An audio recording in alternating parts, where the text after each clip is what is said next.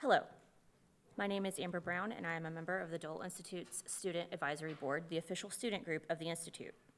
The Student Advisory Board is a bipartisan group whose members have access to exciting opportunities through their involvement with the Institute. This includes volunteering for evening programs and networking with our special guests. If you are a student and would like to join, please contact us by emailing dolesab@ku.edu. Welcome to the Dole Institute of Politics, and thank you for attending today's program presented by the Department of Military History and the Command and General Staff College at Fort Leavenworth. After the program, we will have some time for the audience to ask questions. If you have a question, please raise your hand, and a student worker with a microphone will come to you. Please stand if you are able and ask just one brief question. The Dole Institute's mission is to foster civil and respectful discussion around important and often difficult topics. Please phrase your questions with this in mind. And before we begin, I'd like to remind you to please turn off your cell phones. And now please join me in welcoming Audrey Coleman, the director of the Dole Institute.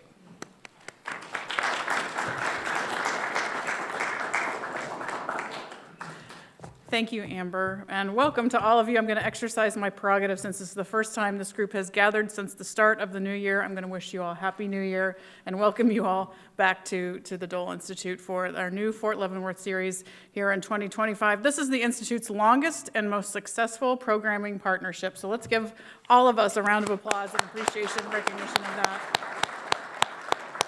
It's wonderful to see you all back here this much. Thank you to Dr. Kalick, Dr. Gurgis, Dr. Abel, and your outstanding faculty for bringing this wonderful programming to the Dole Institute and the Dole Institute stream online. It's one of our most successful streaming offerings on our YouTube channel. So I really, really appreciate that. Before I turn the floor over to Dr. Kalick to introduce our speaker today, I want to invite you all to a program tomorrow afternoon. It's going to be over at the Lead Center. Actually, it's going to be in the evening at 7 o'clock. We will host our annual Elizabeth Dole Women in Leadership Lecture. Our honoree this year is Sharon McMahon. She's a New York Times bestselling author and former educator and communicator. She will be talking about her career in leadership and education and this amazing online world of information and promoting truth, hard conversation, and the way forward here in our political arena. So we're really looking forward to Sharon's appearance tomorrow night. You will need to get a ticket. You can do that online. If you go to doleinstitute.org, you can just sign up. I think we're reaching capacity over at the Lead Center, but still do have some seats available. So hope to see you then. And then on February 19th, we will start our discussion groups, where our discussion group fellow this semester is Matt Beat, who himself is also an educator. His series is going to be on the power of the presidency, and the first conversation we're going to have is the power of the presidency relative to the executive branch. So we will have a very interesting discussion on February 19th at 4 p.m. here at the Dole Institute. Thank you again so much to all of you for being here, and Dr. Kalick, pleased to invite you up.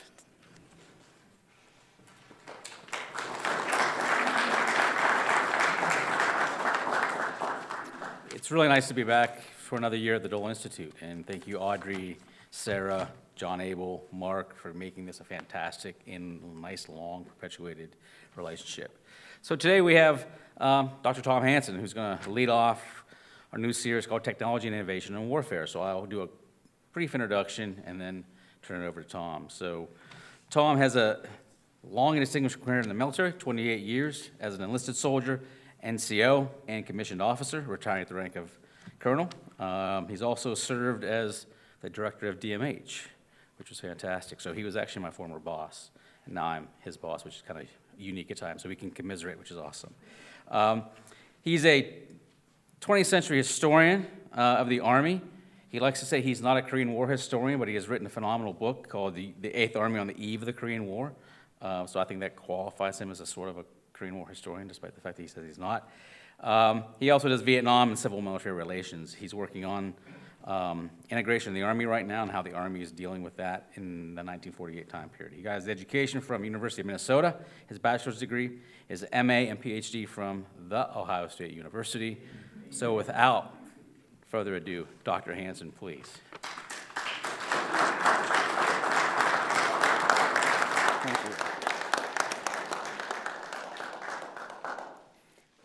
So it's the Ohio State University, just to make sure everybody understands that. Can you hear me? All right, good. So first off, I want to thank the Dole Institute and KU for continuing to invite us back. This is always a fun venue to speak at, and I hope that today's presentation does nothing to endanger that relationship. And since my boss is sitting here, I have to say, the opinions expressed in this briefing are mine alone. They are not the opinions of the Command and General Staff College, the United States Army, the Department of Defense, or the federal government of the United States. All right, so today we're going to talk about strategic bombing, but as we tell our students, to get into the affective domain, let's have a little affect. So, at the end of August 1914, the citizens of Paris looked up in the sky and they saw a very small aircraft floating around the city, apparently just seeing what they could see. They realized that it was a German airplane. They had seen them before, but they had very little to fear from it because it carried no weapons, and they knew that. So no one paid much attention to it after a few moments. And the pilot did not appear to be looking for anything in particular. He was cutting lazy circles in the sky until suddenly people on the ground saw him, or saw the crew of the airplane drop a few objects out of the airplane. And it happened that he was over the Gare du Nord, and suddenly explosions erupt on the ground. Windows are shattered, debris is sent flying, and the people of Paris don't understand what's happening. And as the plane banks and turns back to the east, the pilot, First Lieutenant Ferdinand von Hiddesen, drops a note attached to a weighted sandbag. And the note says, "Citizens of Paris, the German army is at the gates of your city. There is nothing for you to do but surrender." And with that one event, we see the airplane employed to the fullest potential that it will realize in World War II as both a weapon of destruction as well as psychological terror. So here's what we will talk about today. I hope to entertain a lot of questions. I'm going to go through this relatively quickly because I realize I don't want to waste your time. I do want to thank you, though, for coming out despite the weather. Hopefully we'll get out of here before the weather gets treacherous again. So, humans have always dreamed of flight. As early as the Greeks, when they invented the story of Icarus, man has dreamed of having the ability to mimic the birds and fly through the air in some controlled manner. We can date modern attempts to do that to the 18th century, to the Montgolfier brothers of France, who demonstrated their globe aerostatique at the court of Louis XVI in 1783. And for the rest of the 18th and well into the 19th century, balloons become an object of interest, but because the technology does not progress very far, there's very little way to integrate them into your military force. The U.S. Army in the Civil War employs balloons for observation and for surveillance, but the main problem with the balloon is that it's not steerable. And until that technology arrives, they have limited utility. But that day is coming, and by the end of the 19th century, there's enough recognition that the technology will soon be here that there's a convention convened at The Hague in 1899 to prohibit the use of balloons or other aerial vehicles from being used as platforms to drop bombs on civil populations. And the ban is put in place until 1904. They expect to have another conference in 1904, but because of the Russo-Japanese War, it's delayed until 1907. No one wants to renew the ban in 1907, however, because by then, manned aircraft have been invented and are very shortly to be adopted by every Western army as an additional force for winning a war. Now, the French, having had the longest experience with balloons, actually created the first permanent military unit in 1874. And they attempted to use or to integrate balloons into their artillery as well as into their intelligence gathering apparatus. But it took a German, go figure, a German engineer to create a steerable balloon. And Count Ferdinand von Zeppelin invents a steerable, rigid airship in 1908, which proves the concept. It's still underpowered and does not have the ability to climb very high, so he invents another model, the Model 4, which meets or surpasses all of the specifications that the German army has given him. And at that point, the German army orders several of these for them to experiment with. And now, Zeppelin's craft has rendered all previous balloons obsolete, and the rest of Europe now has to start catching up. As this progresses, the Germans maintain their lead, and it leads to panic in Moscow, Paris, and London. And it creates a sense of anxiety among the civil population that pundits quickly label Zeppelinitis. And it's exacerbated by the writings of futurists such as H.G. Wells, who publishes a book called The War in the Air in 1908, which posits both Britain and the United States being conquered by the Germans through the use of what he calls herds of airships dropping bombs indiscriminately on London and New York. And so every country is now acutely aware of the potential danger of bombing, and they quickly start working on their own. The British charge Captain Reginald Bacon of the Royal Navy with creating a British equivalent to the Zeppelin. They order it in 1909. It's completed about 2 years later, and surprise, surprise, it looks an awful lot like a Zeppelin. And they spend 3 months conducting surface level training, and then it's ready for its maiden flight, and they pull it out onto the lake in September, and the first thing that happens, a wind shear breaks it.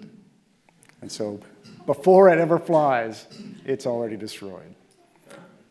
The British take this as an omen, and they spend most of their efforts developing airplanes rather than lighter-than-air aircraft.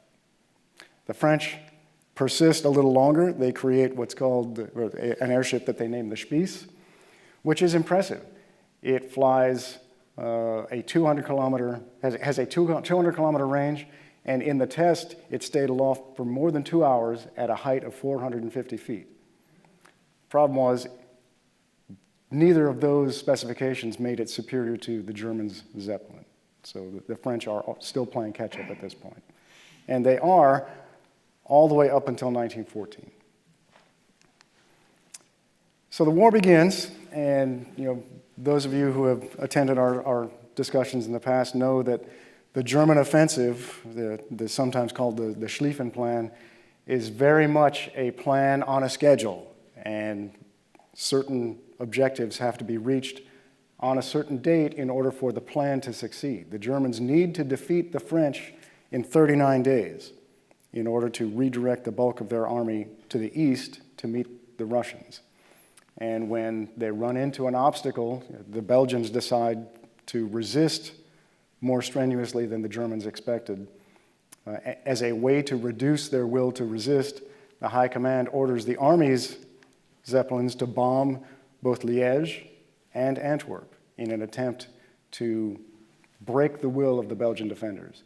This works at Liège, but due to the quick thinking of the British First Lord of the Admiralty, a character you might know named Winston Churchill, who rushes reinforcements to Antwerp, Antwerp holds and it stays in Allied hands for the rest of the war. Significantly, 3 of the 4 airships that the German army has operational at the time fall to ground fire at this time. 1 to friendly fire, 2 to enemy fire. And the 4th is destroyed in its shed by British air attacks. So it's already, and at the end of August 1914, we have seen almost every type of air mission that might be contemplated already proved, at least in concept. But it's the German Navy that gets a jump on the idea of strategic bombing. They have stayed with a fleet of Zeppelins manufactured by Zeppelin's company itself. There are several subsidiary companies and competitors in Germany, the Parseval company, the Schütte-Lanz company, but the Zeppelin company is the standard bearer of the technology, and the Navy sticks with them. And the head of the German Naval Airship Division is this guy, Peter Strasser.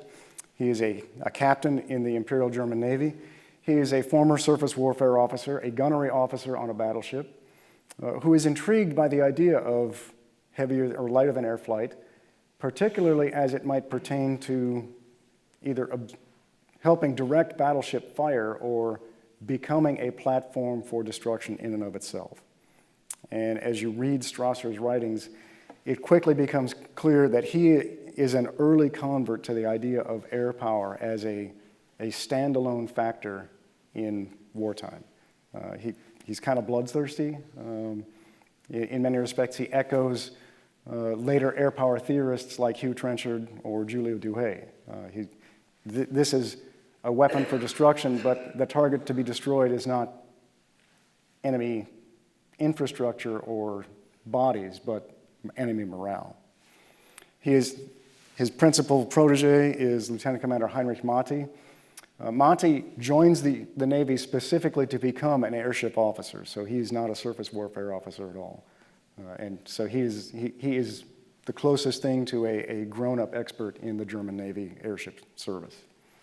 And they have the idea that they can raid all along the east coast of England in an attempt to affect the German war or the British war effort and also affect British morale.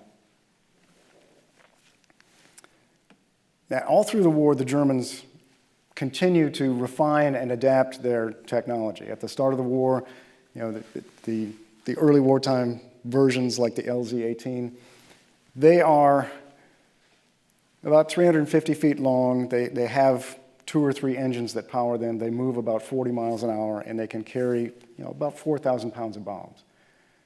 Within 2 years, the Germans have developed the R model, which is 650 feet long and can carry 11,000 pounds of bombs. So they are very quickly advancing their technology. And part of this is because German metallurgists figure out how to create lighter alloys. To create a Zeppelin, you need a rigid framework to stretch the skin around. And sometimes that was wood, sometimes it was aluminum. But with the invention of duralumin, which is an aluminum alloy that's lighter than pure aluminum, you greatly reduce the weight of the aircraft, which makes it possible for it to fly higher and faster. Now, the way the Zeppelins work is the framework and the skin on the outside conceal a series of leak-proof bladders that are inside, that are filled with either helium or hydrogen. And the German High Command deems Zeppelins so important to the war effort that they pretty soon outlaw the making of sausages. Imagine how traumatic that would be for Germans to not get sausage. But the reason is the same intestinal lining that is used to make sausage is a critical component to sealing the bladders that hold the gas that make the Zeppelin float. And it takes 250,000 cows to build one Zeppelin. So think about the scale of animal husbandry required to make this aspect of the war effort function. This is one of those R-class Zeppelins, the so-called Super Zeppelin, L-31. 17 to 19 crewmen, depending on how many machine guns you want to man. It's clearly superior to anything that the Allies are able to put in the air in terms of a comparable construction. The Allies never invest serious time or resources into their airship program. Both the French and the British very quickly decide to put all their eggs in the aircraft basket. The Germans, which is kind of typical for the Germans when they go to war. They like to spread their research and development and production out among several different lines of effort to see which one works better. But the biggest shortcoming of the R-type and most Zeppelins is its speed. Because it is so large, even though it's light, it can't move very fast. And with a top speed of 64 miles an hour, you're going to burn through your fuel much faster than if you stay at the cruising speed. But even at the cruising speed, you are still slower than the pursuit aircraft that the French and the British are using. So it can't outrun an enemy. Its only measure of safety is to fly higher than current aircraft can achieve at the time. So the aircraft technology is still limited in 1914 and 1915, so the Zeppelins can actually fly higher than their pursuers can fly. Several machine guns allow for onboard protection. There you can see one machine gun position on top of the Zeppelin here, and there's another one at the stern. And then there are machine guns in the two manned gondolas underneath the bag. I'm not sure I'd want to be the guy that has to ride up on top, but I don't think he has to be up there all the time, I think, because there's an internal structure that allows you to climb up and down. But that'd certainly be an interesting view, I think. And 11,000-pound bomb load. For comparison, a B-17 four-engine bomber used by the United States Army Air Forces in World War II can carry 6,000 pounds of bombs on a 1,000-mile radius raid. This ship can carry 11,000 on a 2,200-mile radius raid. So vastly superior in terms of its operational reach and the destructive potential of its load. Now, the Germans don't have the Norden bomb sight, which the Americans had during World War II, but as part of this, and you know, in an attempt to improve accuracy over the war, they developed several bomb sights. The most reliable one is called the Goertz bomb sight, which is a 1.5-meter long magnifying tube that allows them to identify targets on the ground relatively easily. And that bomb sight is adapted both for airships and airplanes. And so the Germans use it all through the war. And you know, that's one of the first things the Allied airmen want to get their hands on whenever they shoot one of these down. And after the war, they forced the Germans to turn all the remaining ones over to the Allies. So Strasser and Mati have been asking the German High Command to get the Kaiser to approve raids on England. And the Kaiser is not really excited about this. Remember, the Kaiser is half English. He is a grandson of Queen Victoria. He's as comfortable in London as he is in Berlin. And so he's worried that if he unleashes the Navy on England, they're going to damage all of the monuments in London and all the things that he enjoys when he visits Britain. He's also very worried about potential harm to his cousin, George V, the King of England. And so he initially approves raids only against coastal cities, but he categorically forbids any raid on London. And he forces the Navy to stick to that until the French, using both airplanes and their own dirigibles, bomb first Freiburg in December 1914 and then Karlsruhe in 1915. The damage and the casualties there convinced the Kaiser that, okay, they've broken the norm, now I will unleash the German Zeppelins. And so very quickly, towards the end of January 1915, Mati gets permission. So on the night of 19 January 1915, two naval airships, L3 and L4, commanded by Strasser, slip across the channel, and they scatter a few bombs along the easternmost channel ports, Great Yarmouth and King's Lynn. It's not a lot of bombs, and not a lot of damage.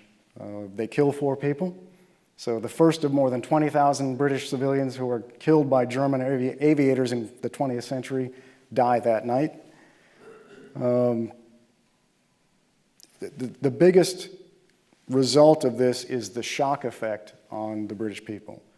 The last time the British had been shelled from the air or shelled by an enemy was in the Napoleonic Wars.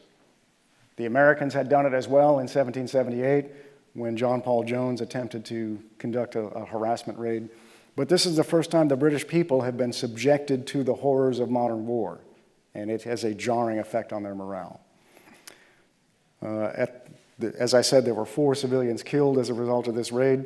In Britain, every time there's a death, there's a coroner's inquest to determine cause of death.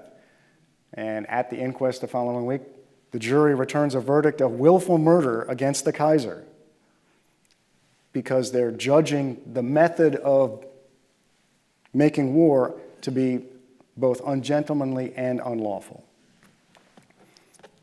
The newspapers in Britain quickly labeled the Zeppelins as terror weapons, but the Germans shrugged this off. And Strasser, Mr. Bloodthirsty, he says, okay, if what we do is frightful, then may frightfulness be Germany's salvation. Now, bad weather prevented a follow-up on this for almost 5 months. But by the end of May, the weather has cleared sufficiently to allow a second attempt on London. And so on a night with a clear night with no moon, the 31st of May, the German army makes its first attempt on London. So LZ-38, which is a P-class giant, slides silently up the Thames estuary and unloads 120 bombs on London. Most of these bombs are 25-kilogram incendiary bombs. They're not high explosive. The idea is to create a series of fires that will paralyze British morale and force the people to demand that the government leave the war rather than endure a repetition. In addition to over 40 fires being started, 7 civilians are killed, 35 more are injured. The fires cause about 390,000 pounds of damage, which is the equivalent of 50 million pounds damage today. And this is one Zeppelin. And the raids continue sporadically throughout the summer. On September 9th, Heinrich Monty brings L-13 and the naval airships over London, and in a spectacularly successful raid, his Zeppelins drop enough bombs so that the resulting damage accounts for 1/6 of all the damage suffered by Britain from air raids in the entire war. And no Zeppelins are lost to air defenses, because there aren't any. So the raids are inducing a good deal of panic in the British population. And the government, although they're trying to ignore this, they are finally forced to act. And in short order, anti-aircraft artillery and dedicated patrol aircraft are stationed around London. They can't eliminate the scourge, though, because, as I said, the limited technology prevents them from reaching the Zeppelins at their operating altitudes. No gun in 1915 could fire above 10,000 feet, and no aircraft could operate at that level. Most of the aircraft operate about 6,000 or 7,000 feet, and given the engine technology of the day with no supercharger, to get to 7,000 feet takes more than an hour of flight time. And given the limited amount of fuel an aircraft carries at that time, you reach that height and you're basically out of gas. You got to go refuel. So the British have to adapt their aircraft. They have to create a purpose-built air defense interceptor aircraft, and that's going to take some time. Meanwhile, the Zeppelins are operating completely undisturbed at 12, 13, 14,000 feet. The raids continue all through 1915 and into 1916. Not just London, but across the English Midlands, which is a heavily industrialized area of the country, reaching as far north as Scotland. And the common denominator for these attacks is not the level of destruction that they inflict, because weather and inaccuracy and some sporadic air defenses do affect the ability of the bombers, of the Zeppelins, to hit their targets. The common denominator for the British is the randomness of the attacks. And it's the fear of not waking up in the morning because of a Zeppelin attack that is motivating people to demand action from the government. The problem for the Germans is the technology, although clearly advanced, is not reliable enough. The Germans are plagued by navigational problems, by engine problems, and of course by weather. And so they have difficulty establishing an attack rhythm that would create the momentum that would force the British to leave the war. Because they can't bomb consistently, the British people are allowed a breather every time there's a raid.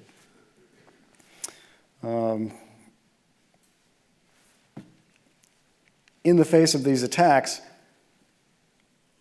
there is panic, but the British government tries to capitalize on it. Remember, Britain does not have conscription until mid-1916. They're relying on volunteers to join the army, and so they use the Zeppelin raids to motivate people to join the army. If you're not in the army, if you're staying at home, then you're endorsing what the Germans are doing to our women and children. You might as well die on the front, where at least you'll have a gun in your hand, rather than die in your bed from a Zeppelin attack. And then Louis Ramacher's painting on the far right there shows a father and his daughter weeping by the bedside of the mother who has been killed in a Zeppelin attack. And the clear implication is, what are you going to do about it? Go see the recruiting sergeant, go join the army. Now, the British Army, the British government is slow to respond because they realize that in order to protect London, they have to move resources from the Western Front. And that's not something that the generals are really willing to do. But in the face of the outcry from the British public, they begin to move anti-aircraft and artillery units and aircraft squadrons from the Western Front back to England. And the diversion of resources starts to have an effect on the British ability to prosecute their ground offensives. The worst part is, although the anti-aircraft has some effect on any Zeppelin commander who's dumb enough to fly below 10,000 feet, the shell splinters are more dangerous to the British public than to the Zeppelins. And more Zeppelins continue to be lost through mechanical failure than air defense actions. This is L-33, which was forced down by engine trouble. Engine might have been damaged by shell fragments, that's not clear, but the crew descended safely and they burned the ship and were interned as prisoners of war afterwards. So this is not a ship that was brought down by gunfire.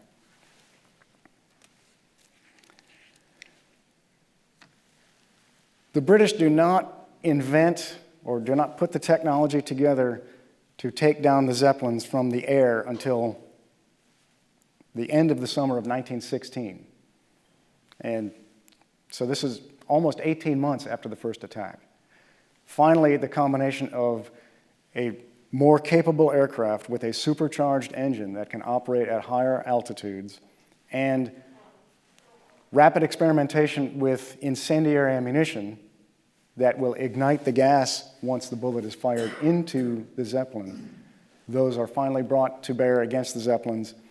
And on a raid on the 3rd of September, 1916, a lieutenant from the Royal Flying Corps named William Leith Robinson maneuvers his airplane close to an Army Zeppelin called the SL-11 and fires 3 drums of incendiary ammunition into it lengthwise. And finally, after the 3rd drum is expended, he observes a glowing fireball from the tail of the airship that quickly consumes the entire ship, and it crashes and burns, and no one from the crew survives.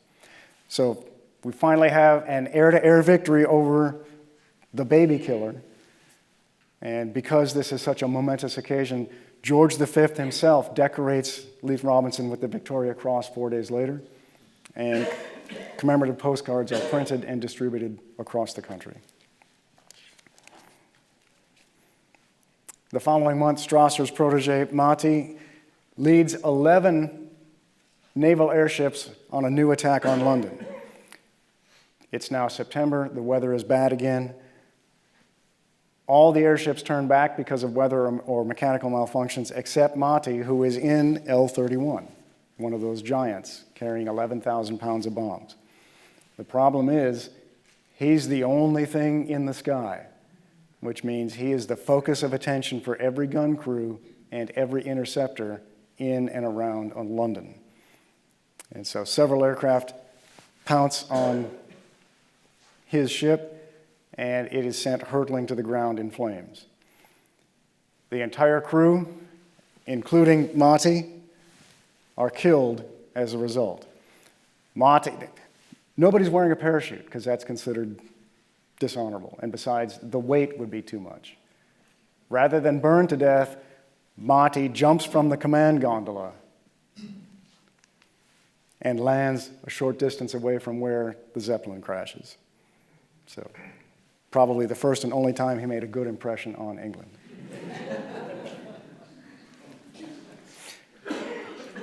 So with that, the Zeppelin phase of the attacks on London, or attacks on Britain, pretty much end. There are sporadic attacks for the rest of the war, but most of the effort now shifts to aircraft. The Zeppelins conducted 51 raids on Britain in the time that they were actively involved. They dropped over 5,800 bombs from 84 different Zeppelins, 30 of which were shot down or were lost over Britain due to mechanical problems. Strasser himself, the chief of the German Naval Airship Division, dies in the last Zeppelin attack on Britain in August of 1918 when he and his ship are shot down over Essex. There's no report that he jumped out of the gondola. So here are the founding fathers of German military aviation. Three officers can really claim that title. The first one, obviously, is Erich Ludendorff. In 1912, Ludendorff is the chief of the transportation branch of the German General Staff. And he is very much interested in both lighter-than-air and manned aircraft as potential adjuncts to the ground force of the German army. And so he works very carefully to make sure that they get funded and that their research focuses on ways that they can support the German army on campaign. Hermann von der Leeth Thomsen has been an advocate of a fully functional German Air Force almost since the beginning of manned flight. As soon as the Wright brothers fly, Leith Thomsen is already thinking in terms of what could possibly come of this invention and how can we use it militarily. When Ludendorff gets to the transportation branch, now Leith Thomsen has a sympathetic ear, and together they figure out how they can best use and organize these new capabilities. The third one, Ernst von Höppner, is a former cavalry officer, like so many German pilots were in World War I. He's on the sidelines, and then in 1916, he becomes the commander of the newly created German Air Service. And so now there's a general officer in charge of all things air for the German military. And that creates a bureaucracy that now gives the German Air Service parity with the ground forces, and they can now compete for resources with the other services. His title in German was clunky even for German ears, so it's usually just abbreviated as Kogenluft. Otherwise, it's Kommandierender General der Luftstreitkräfte. So Kogenluft is much better. Now, to this group, you have to add Major Wilhelm Siegert. Siegert is a balloon pilot by trade. And in October 1914, once the campaign to defeat France has failed, he goes to the General Staff and says, well, I can't use balloons, but why don't we use these airplanes that we have and load them up with bombs and try to force Britain out the war? And so he's given permission to assemble a group of airplanes and begin experiments. The problem is Again, technology is the limiting factor. The Type B and Type C airplanes that he is using simply lack the power to get across the channel with a load. He can barely make it across the channel, much less all the way to London and back. So he's reduced to experimenting and developing doctrine and tactics, but he can't actually put it into operation. In 1916, when Hoepner becomes the commanding general of the Air Service, Lee Thompson is named as Inspector of Flying Troops. In the German Army, that means that he is the officer in charge of organization, training, and doctrine. So a good fit for him, but he is not an operational commander during the war. In the meantime, Lee Thompson has been put in charge of procuring the right kind of aircraft to operationalize Siegert's idea. And in late 1916, contracts are let for both the G plane, the Gotha bomber, and the R plane. The R stands for Riesenflugzeug, literally giant airplane. So they are developed independently, and they both arrive at relatively the same time for testing. The R plane is bigger and has more teething problems, so it's not ready for operations right away. But the G planes arrive by early March 1917, and enough of them are in production and arrive that Hoepner is able to create an entire squadron of them. This is the Staken, the Riesenflugzeug, and you can see it's built by our old friend, Count Zeppelin, who had already decided that airships had no future.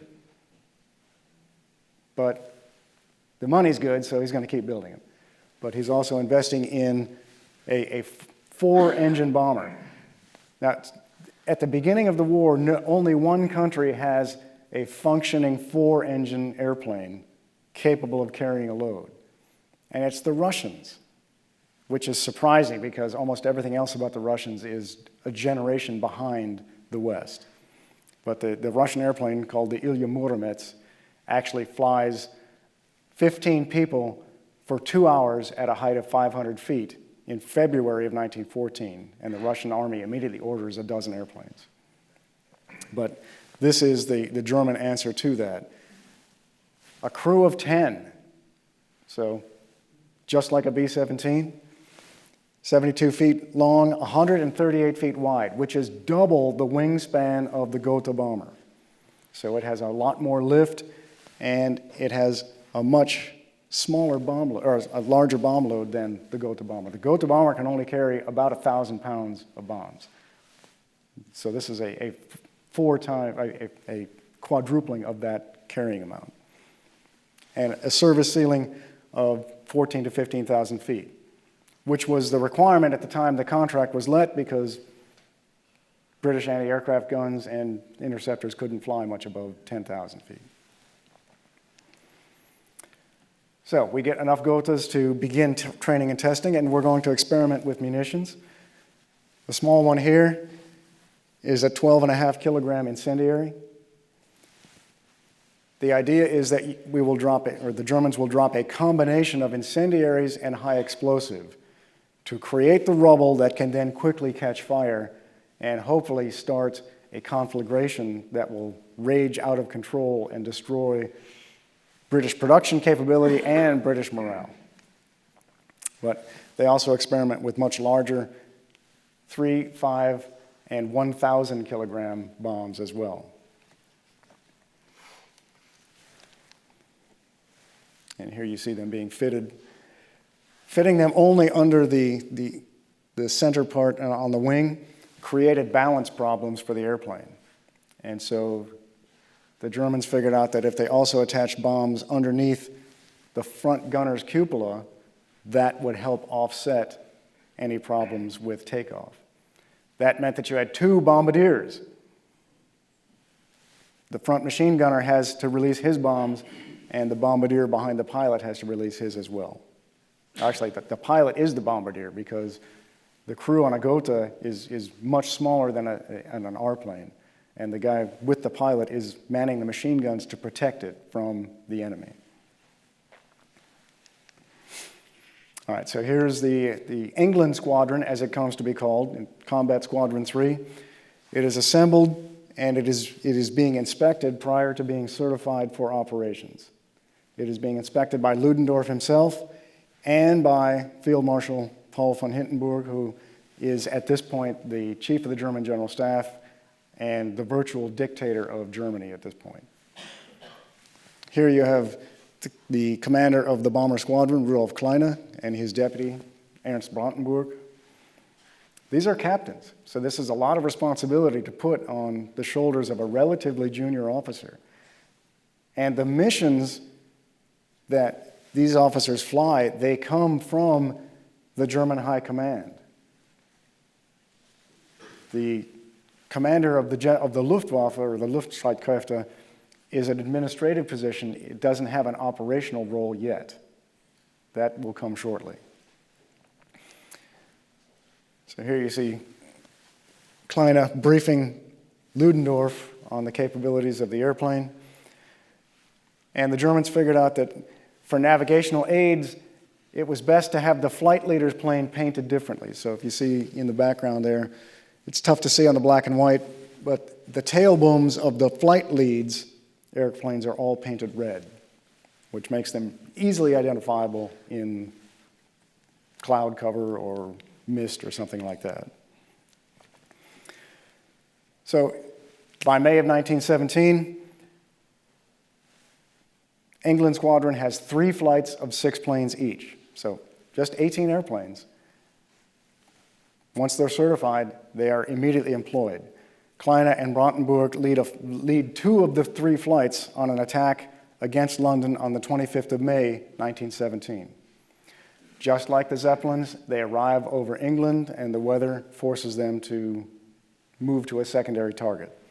And so they choose the city of Folkestone, which is another channel port closer to the continent.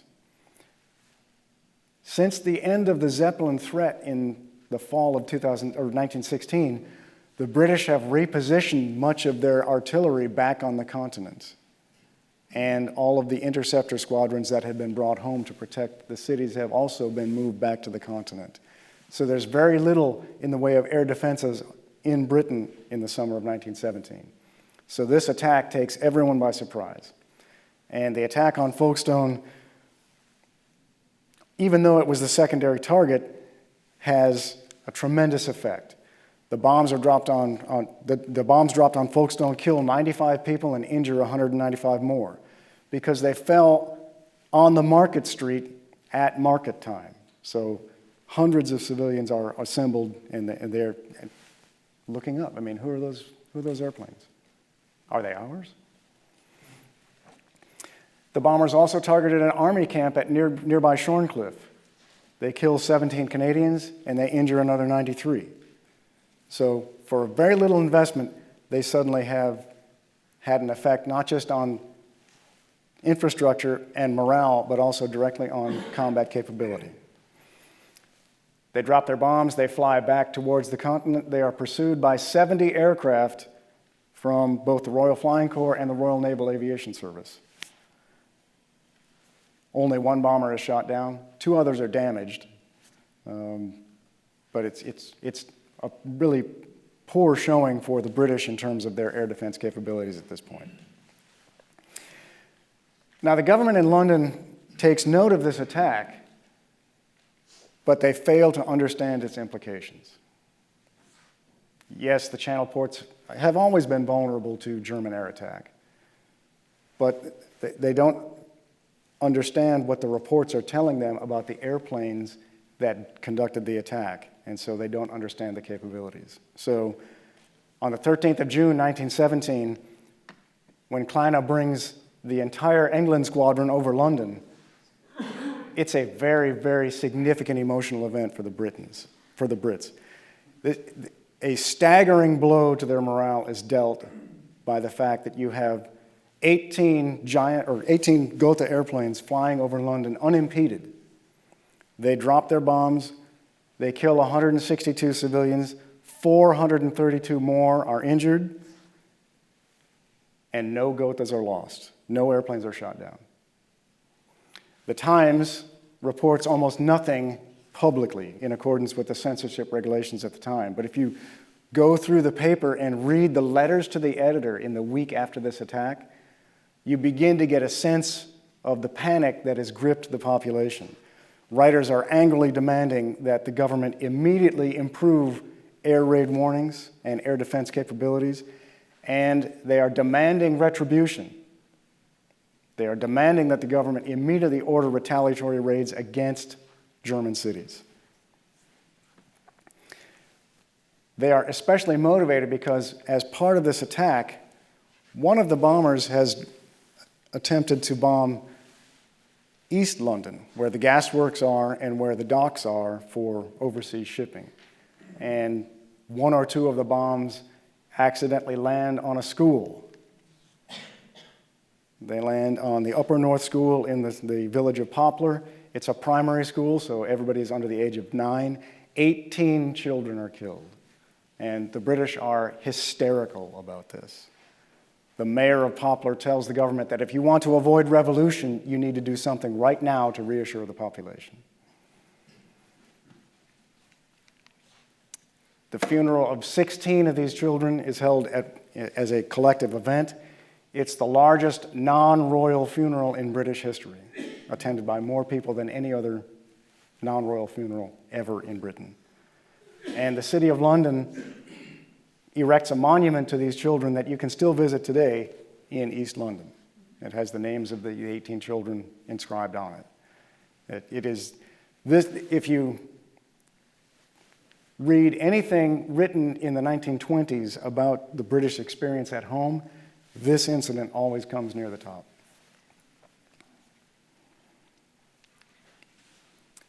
There's a second raid on London in July. 22 Gothas bomb. Only one airplane is shot down. The bombers shoot down 2 of the pursuing aircraft. The problem with this raid is that on the return to Belgium, Captain Kleine's airplane crashes, and he is so badly injured they have to amputate his leg. And so he is taken out of command and sent to convalesce. Brandenburg, his less capable deputy, takes charge and is in command of the squadron for the next several months. Throughout the summer, the Gothas continue to pound London and the home counties. Here you see Oldham's print works, which is significant because there was a crowd sheltering in the basement, and 35 people were killed when it was bombed. There are no bomb shelters. There's no civil defense infrastructure in Britain at the time. 8 daylight raids, none of which ever involved more than 22 bombers. 401 Britons are killed, 983 are injured, and $3.9 million or million pounds of damage are done in terms of property damage. The British are getting a little better. 7 of the bombers in these raids are shot down, and another 9 are damaged on landing based on having taken some fire from the ground or from interceptor aircraft.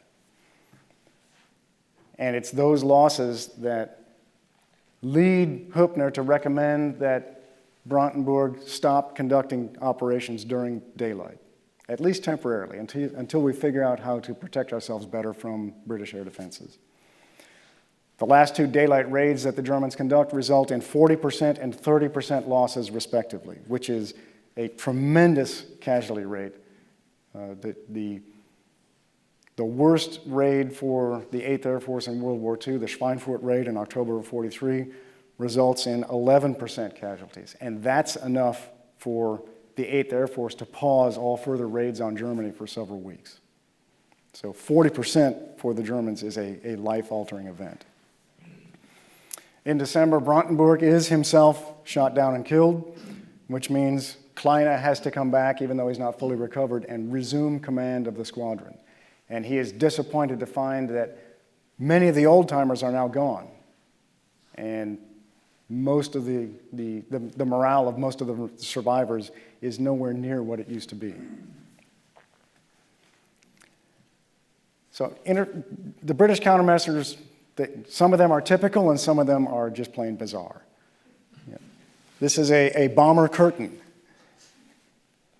It's a chain fence suspended by barrage balloons, and it's designed to channel the bombers away from sensitive targets, like the Houses of Parliament or Buckingham Palace, and into a kill zone where massed anti-aircraft artillery can then target the bombers. And we are going to create these crews by diverting more and more personnel from the Western Front and the Royal Navy. Since early June 1916, the Home Fleet hasn't had a whole lot to do. So a lot of their gunnery officers and sailors are seconded to the Home Defense Command under General Smuts, and they're made into combined gun crews. We also create a very sophisticated air defense command for London in 1917. It consists of long-range spotters, interceptor aircraft, and integrated gun crews with a command and control infrastructure connected by both telephone and wireless radio. All of this is giving the British plenty of practice before 1940. And the pièce de résistance is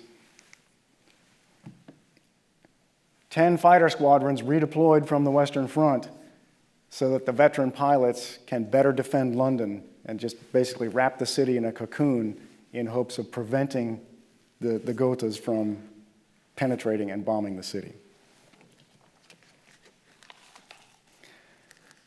So by October, the night raids are the only way that the Germans can continue the bombing campaign. On the 29th of September 1917, the Giants are finally ready for combat.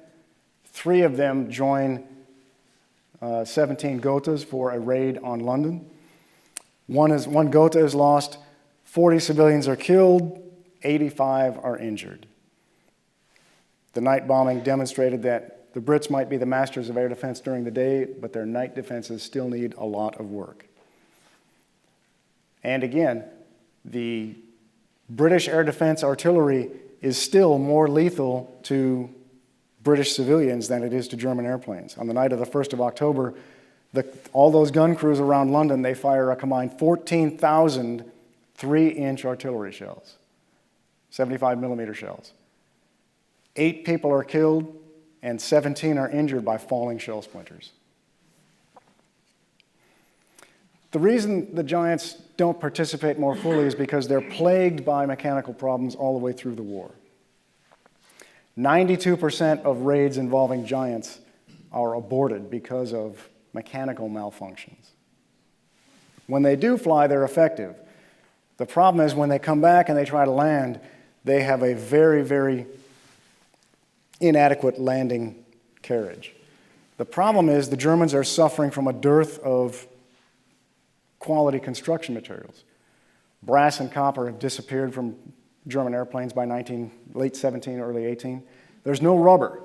So instead of having rubber tires and wheels, they have wooden-rimmed and wooden-spoked wheels, just like a Conestoga wagon that would have crossed the prairie here 150 years ago.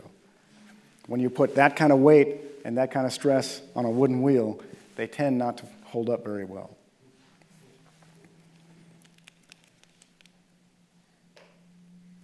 So by early 1918, the losses and the mechanical unreliability of both the Giants and the Gothas lead them to be recalled away from the bombing mission over Britain, and they are pulled in to support ground operations. The Germans have launched a massive offensive in the spring of 1918 in an attempt to win the war, and the strategic bombers are now brought in for close air support missions to support that action.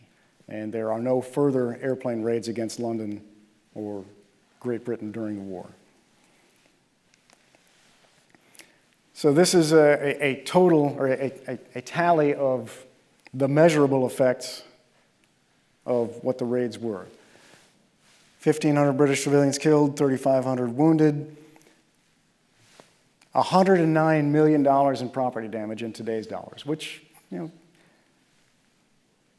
you could recover from, but it's going to hurt. Only 61 G4s are lost to air defenses. No giants are lost to air defenses. They can fly higher, and so they are virtually untouchable by ground defenses. 80 to 100 German airmen are killed. 40% of all trained German naval airship crews are killed. So we are approaching loss levels similar to the U-boat crews in both world wars.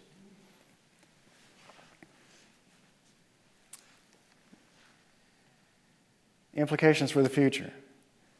I showed this picture with the woman munitions worker because it's less easy to measure that effect, but it does have an effect.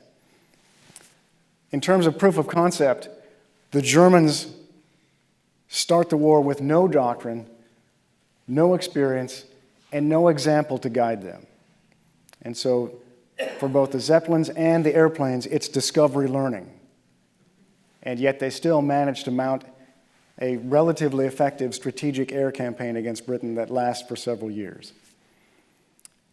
They devise organizations and tactics that work. They create a command and control infrastructure for integrating air operations into ground operations.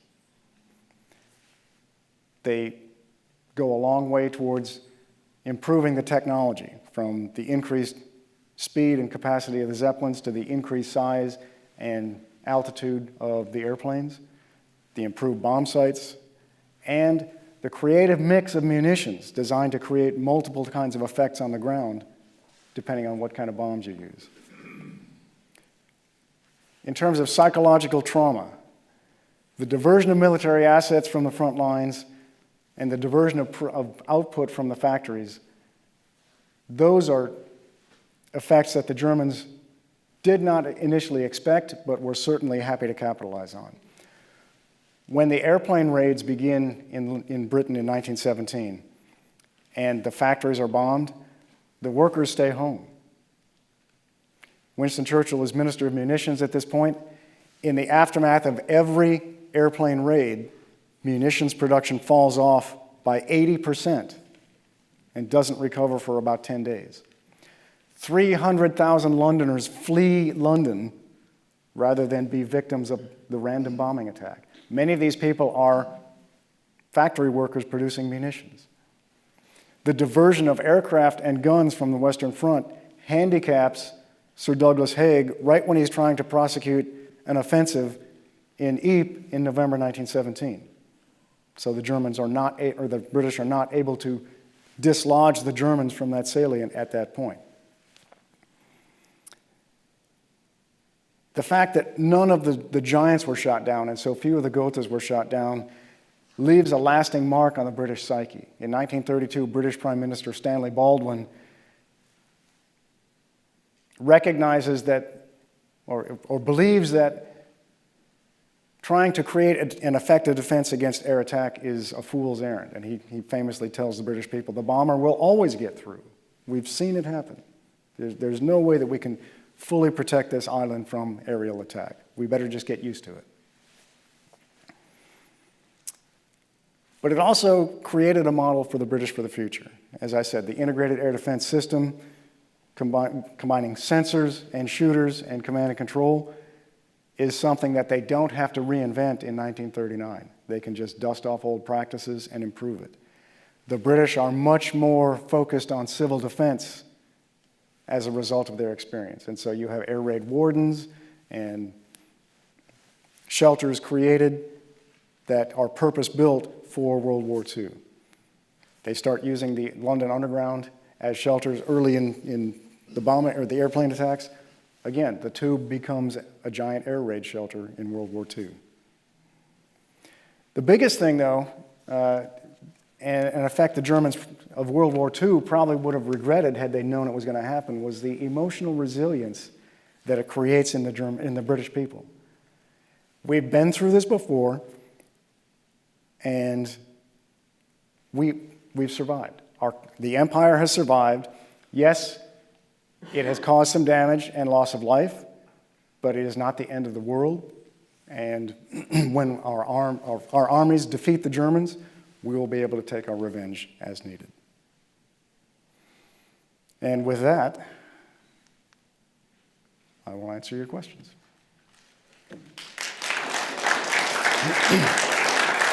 Thank you.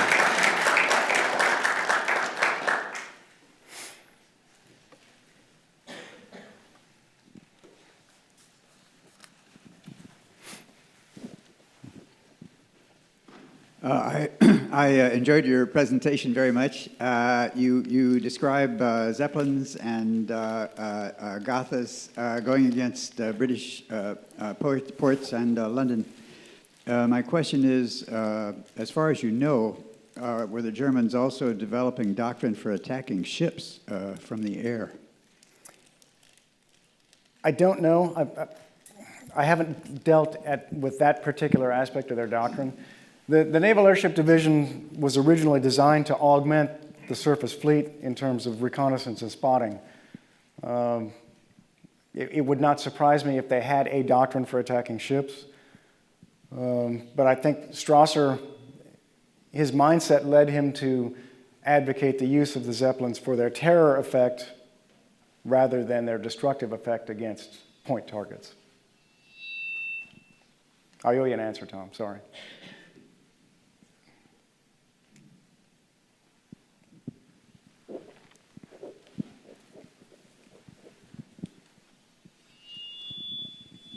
This was really interesting. It seems to me that to keep up with the technologies that were taking place here, that there was just massive infusion of research and development dollars, that probably this is where it all got started, and it's kept going since this time. The way we teach this at the Staff College, this is the train wreck of military revolutions. This is almost the end state of the mobilization of mass politics combined with the Industrial Revolution and the centralizing power of the central state, which can now access all of the resources of the nation and direct them to a single purpose. And so everybody in World War I is doing this to some degree or another. The Germans go furthest. As I said, Hindenburg was the military dictator of Germany by this point. He and Ludendorff developed this, what's called the Amerika program, which is designed to mobilize all of the German state and society to defeat the Allies in 1917 before the Americans have a chance to influence the outcome on the Allied side. So the airplane bombing of London is a component of that. The return to unrestricted submarine warfare in February of 17 is another component of that. But it's all designed and resourced to achieve that objective as quickly as possible.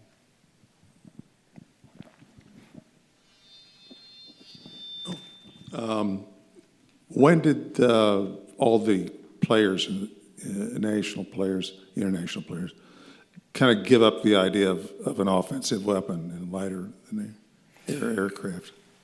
Because, I mean, I know that they tried to make it into a transportation system. It's a very successful transportation system. The Germans probably hang on to it the longest. The Hindenburg crashes in 1937. But they're never able to overcome the problem of propulsion. It's never going to be fast enough. And during the 1920s and 30s, aircraft development, aircraft innovation takes giant steps forward, whereas airship improvements are now really very, very short and really just incremental as opposed to revolutionary.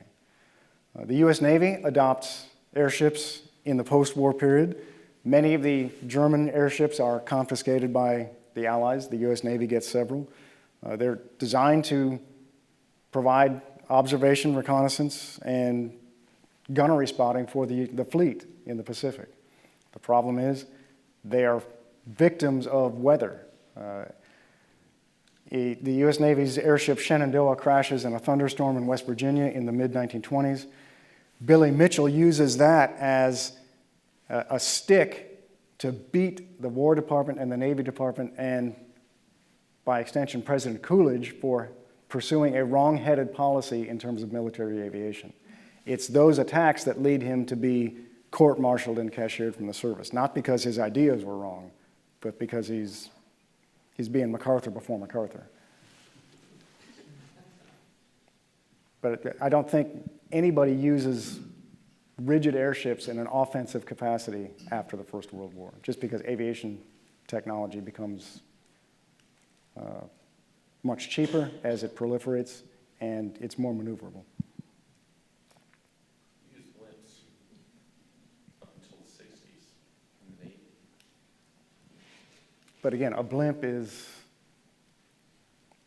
relatively immobile. It's not nearly as maneuverable as an airplane, doesn't have the range or the reach. There was an attempt, and I owe my colleague this, there was an attempt to use one of those super Zeppelins to resupply Germans fighting far from Europe. In 1917, the L-134 is used to resupply Colonel Paul von Lettow-Vorbeck, who is leading a very successful German campaign against British Empire forces in what was then called German East Africa, now called Tanganyika. But he had stymied British Empire forces, but needed some assistance, needed some reinforcements, and so the High Command tells Zeppelin, build me a Zeppelin that will get to East Africa and back, and it succeeds. But its combat capability, I think, we've seen the limits of what it can do with the German attempts to bomb Britain in 1917 and 1918. Thank you so much. This has been very interesting. I have a question about the Zeppelins. Where did they launch from if it was such a slow process to get to where they wanted to drop the bombs? And then how did the guys keep from freezing to death?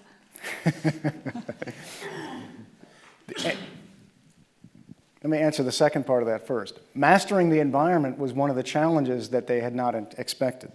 They knew it would be cold, but they didn't realize that above 10,000 feet you actually need to have bottled oxygen and things like that. So it's a process of discovery. Many of the early airship crews suffer from apoxia. So they go up to high altitude and they pass out. And you have to figure out how to not make that happen. The airships are kept in sheds close to the coast in occupied Belgium, because that minimizes the amount of travel time that they have to make, and most of that travel then is over water, not over enemy lines or something like that. So that by dint of having conquered much of Belgium and up to the coast, they have the ability to reach Britain relatively easily. So they're not flying from the Black Forest or northern France or something like that. The British invent the aircraft carrier in 1918 specifically to bring airplanes close enough to attack the Zeppelins in their sheds, to kill the birds in their nest, as the British called it. And so the first aircraft raid is conducted in 1918 against Zeppelins, not against a city. All right, I'm getting the high sign. I'm done. So thank you again for your attendance. I hope you learned something.